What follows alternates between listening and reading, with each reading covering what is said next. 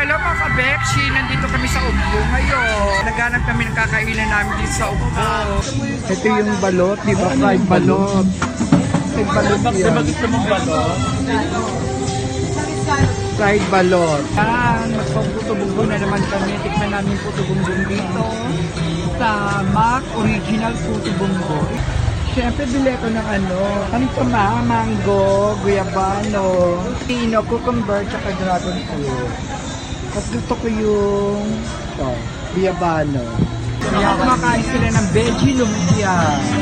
Fresh lumpia.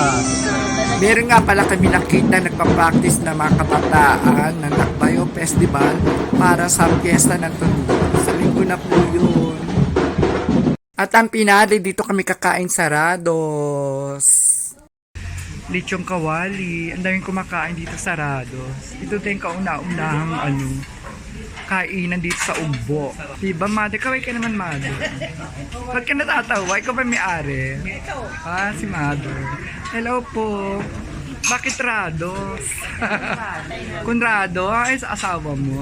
Okay. Ayan, dumating na yung order namin. Yes, tatlong lechon rice, at saka kamto, tsaka lumpiang Shanghai. Yes, after namin kumain, lakad na uli dito sa kahabaan ng Ugbo. Happy Piesta Tondo! Bye!